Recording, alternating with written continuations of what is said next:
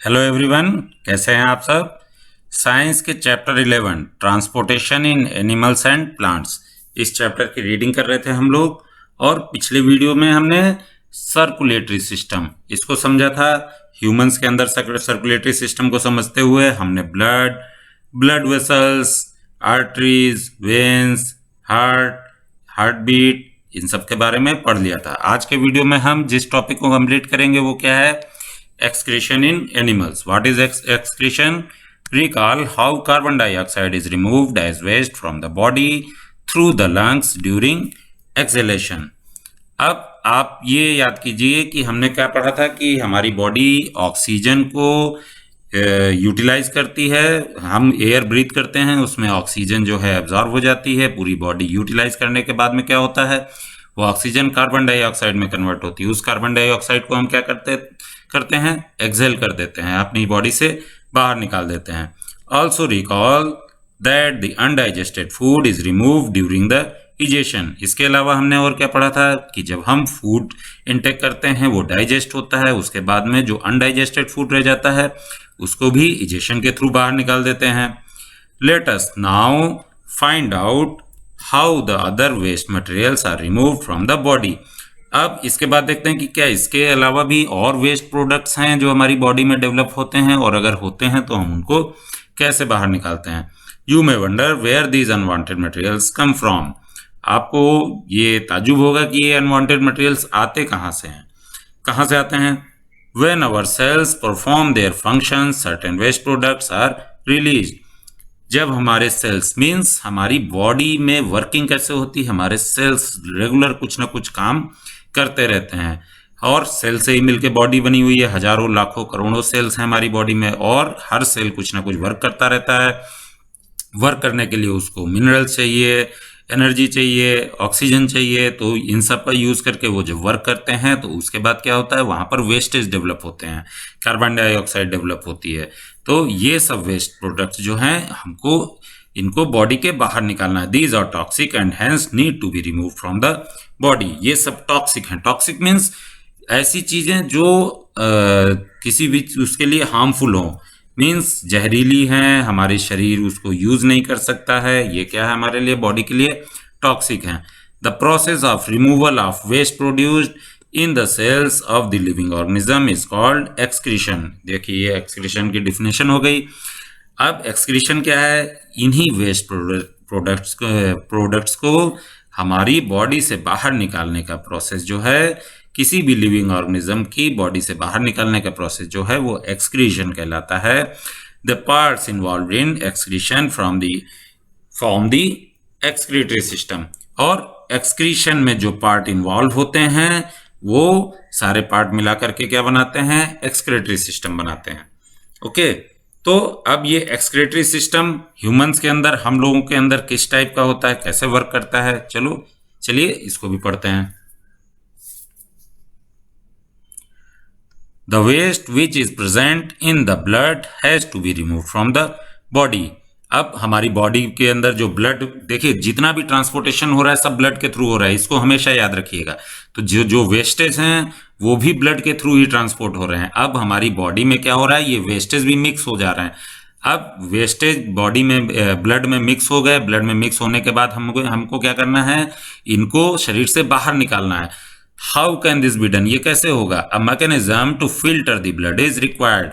अब चूंकि ब्लड में ये वेस्टेज मिक्स हो गए हैं तो अब हमें कुछ ऐसा सिस्टम चाहिए कि हम ब्लड को फिल्टर करके ये वेस्टेज उसमें से अलग कर सकें। This is done by the blood capillaries in the kidney. ये कैसे होता है, ये हमारे बॉडी के अंदर में किडनीज होती हैं, किडनी में ब्लड कैपिलरीज होती हैं। कैपिलरीज क्या होती हैं, आपने पढ़ा था, आर्टरीज पढ़ा था, वेन्स पढ़ा था, उसके बाद में क्या था, कैपिलरीज। कैपिलरीज क्या है, एकदम महीन वाली पतली पतली सी जो ब्लड की पाइप्स हैं वो कैपिलरीज कहलाती हैं। ये कैपिलरीज ऐसा फंक्शन करती हैं कि आपका ब्लड जो है वहां पर फिल्टर हो जाता है। फिल्टर होने के बाद क्या होता है, when the blood reaches the two kidneys it contains both useful and harmful substances. The useful substances are absorbed back into the blood. The wastes dissolved in water are removed as urine. जब ये blood filter होता है तो उसमें क्या हुआ, अब कुछ हार्मफुल सब्सटेंसेस और उसके अलावा ब्लड में क्या होता है, यूजफुल सब्सटेंसेस भी हैं। यूजफुल सब्सटेंसेस वापस ब्लड में मिक्स होते हैं, हार्मफुल सब्सटेंसेस वाटर में मिक्स हो जाते हैं, और ये वाटर और वेस्टेज ये सारा मिक्स होकर के क्या होता है, ये यूरिन की फॉर्म में हमारी बॉडी से बाहर हो जाता है। From the kidneys the urine goes into urinary bladder through tube like ureters. अब किडनीज के में जो यूरिन डेवलप हुआ वो कहाँ जाता है, वो यूरिनरी ब्लैडर में जाता है यूरेटर्स के थ्रू। चलिए इस फिगर के थ्रू हम इसको आपको थोड़ा समझाने की कोशिश करते हैं। देखिए ये जो रेड कलर की आपकी पाइप्स हैं, आपको पता है क्या है, आर्टरीज हैं, इसमें ऑक्सीजनेटेड ब्लड होता है। लेकिन अभी यहाँ पर ये ऑक्सीजनेटेड ब्लड सारे सेल से होने के बाद आ रहा है और वेस्टेज को भी लेकर के आ रहा है, मींस इसमें वो वेस्ट प्रोडक्ट हैं जिनको किडनी को फिल्टर करना है। ओके, अब ये रेड वाला जो पाइप का ब्लड है वो हमारी किडनीज में गया, इसमें वेस्टेज भी थे, ऑक्सीजन भी था। ऑक्सीजन ने किडनी को एनर्जी दी जिससे किडनी काम करती रहती है। किडनी ने फिल्टर किया, फिल्टर करने के बाद में ब्लड को ये ब्लू वाली जो वेन है उसमें भेज दिया। ओके, तो ये हमारा किडनी का फंक्शन हो गया। किडनी में अब फिल्टर होने के बाद में क्या है, जितने वेस्टेज हैं वाटर में मिक्स होकर के यूरिन बन गए। यूरिन क्या है, ये यूरेटर के थ्रू, ये जो दो पाइप्स हैं, ये दो किडनीज होती है हमारी बॉडी में, इसके थ्रू जो ये दो पाइप्स हैं ये कहाँ पहुंचे, यूरेटर्स के थ्रू यूरिनरी ब्लैडर में। यूरिनरी ब्लैडर में क्या होगा, यूरिनरी ब्लैडर में सारा यूरिन स्टोर होता रहता है। ओके, जितना यूरिन रेगुलर बनता रहता है वो हमारी यूरिनरी ब्लैडर में स्टोर होता रहता है। अब जब यूरिनरी ब्लैडर हमारा फुल हो जाता है तो हमारा नर्वस सिस्टम सिग्नल देता है, फिर क्या होता है कि ये यूरिन यूरेथ्रा के थ्रू कहाँ जाता है, जहां हमारी यूरिनरी ओपनिंग है यहां से बाहर चला जाता है। ओके, तो ये फिगर के थ्रू हमने इसको बहुत अच्छे से समझा है। अब हम देखते हैं क्या है, an adult human being normally passes about 1 to 1.8 liter of urine in 24 hours. The urine consists of 95% water, 2.5% urea and 2.5% other waste products.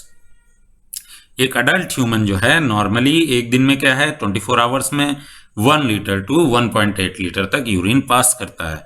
और ये इस यूरिन में क्या है 95% तो वाटर ही होता है, 2.5% यूरिया होती है एंड 2.5% अदर वेस्ट प्रोडक्ट होते हैं। अब यूरिया क्या होती है, यूरिया आप जब आगे और पढ़ाई करेंगे तो केमिस्ट्री में आपको यूरिया को भी पढ़ाया जाएगा।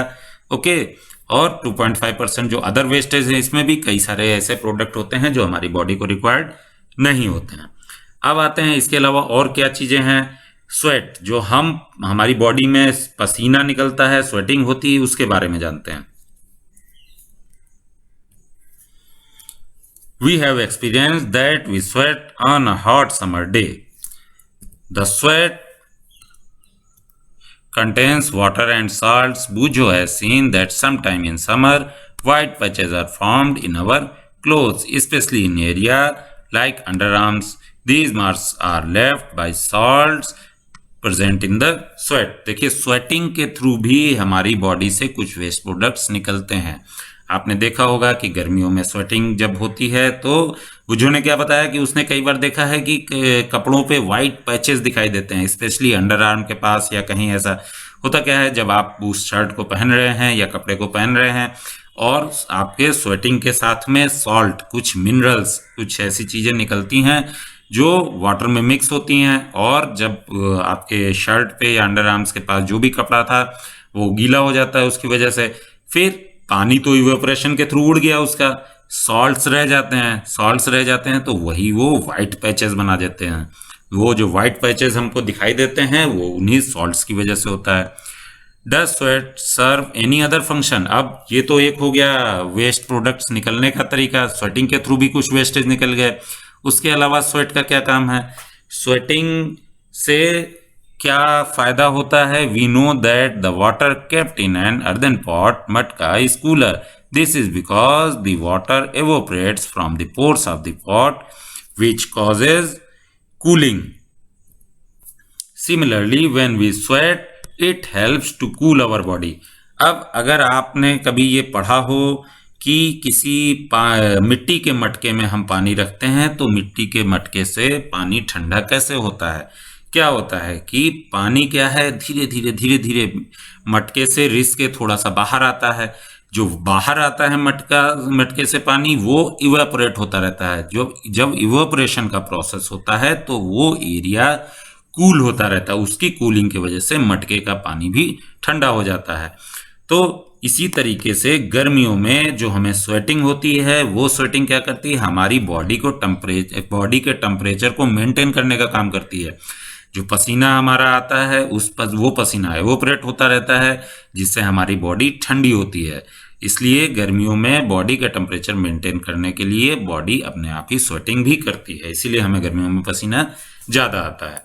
इसके अलावा देखिए पहली का एक क्वेश्चन है। Paheli wants to know whether other animals are also urinate. Paheli ये पूछना चाह रही कि ये ह्यूमंस के अलावा क्या और एनिमल्स भी यूरिनेट करते हैं। Yes, obviously. अब देखते हैं, इसको पढ़ते हैं। The way in which waste chemicals are remove from the body of the animals depend on the availability of water. अब देखिए, हमने देख लिया कि ह्यूमंस क्या कर रहे हैं। ह्यूमंस जो है यूरिन पास करते हैं और वो क्या है, वाटर में मिक्स होकर के वेस्ट प्रोडक्ट आते हैं। अदर एनिमल्स का डिपेंड करता है कि उनकी बॉडी में वाटर का कंटेंट कितना होता है, इसी हिसाब से वो अपना वेस्ट प्रोडक्ट को बाहर निकालते हैं। Aquatic animals like fishes excrete cells waste as ammonia which directly dissolve in water.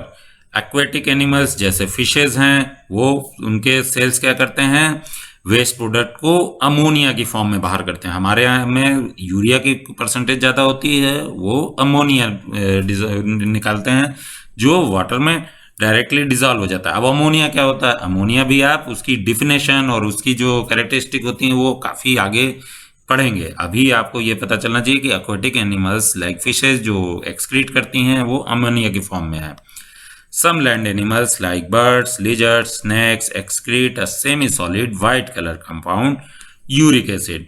इसके अलावा कुछ लैंड एनिमल्स जैसे बर्ड हो गया, लिजर्ड्स हो गए, स्नेक्स हो गया, ये जो यूरिन पास करते हैं या जो एक्सक्रीट करते हैं वो क्या है, सेमी सॉलिड होता है। सेमी सॉलिड मीन्स पूरी तरीके से लिक्विड भी नहीं है, पूरी तरीके से सॉलिड भी नहीं है।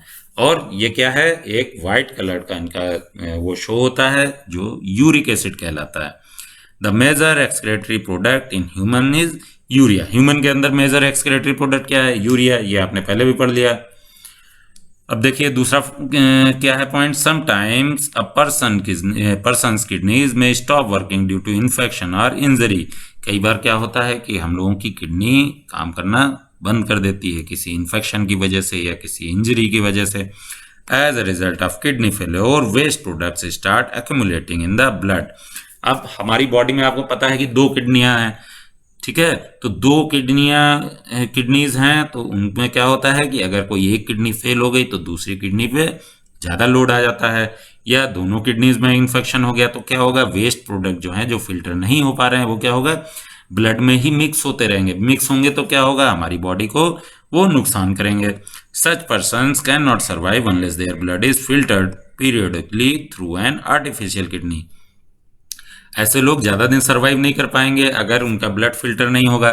फिर क्या होगा, हमें कोई ऐसा तरीका देखना होगा कि हम उनके ब्लड को आर्टिफिशियल किडनीज के थ्रू फिल्टर कर सकें। तो आज की डेट में मेडिकल साइंस में ऐसी सुविधा है कि इस तरीके की चीज़ें हो सकती हैं। इस प्रोसेस को क्या बोलते हैं, this process is called dialysis. हम लोगों ने ये अभी ये वर्ड हो सकता है कभी सुना भी हो या हो सकता है ना भी सुना हो। डायलिसिस का मीनिंग क्या होता है कि इम्प्योर ब्लड को ले करके उसका फिल्टर करके ह्यूमन की बॉडी में वापस से दे दिया जाता है। तो जिनके किडनी की प्रॉब्लम हो जाती है उनको डायलिसिस करवाना पड़ता है। ओके, तो ये तो ह्यूमन का एक्सक्रीटरी सिस्टम था, हमने पढ़ लिया। इसके बाद जो नेक्स्ट टॉपिक है वो है transport of substances in plants. Plants में सब्सटेंसेस कैसे ट्रांसपोर्ट होते हैं। ह्यूमंस का आपने पढ़ लिया, ब्लड के थ्रू सारा ट्रांसपोर्टेशन होता है। प्लांट्स में कैसे ट्रांसपोर्टेशन होता है, इस टॉपिक को नेक्स्ट वीडियो में कंप्लीट करेंगे। Okay, till then bye.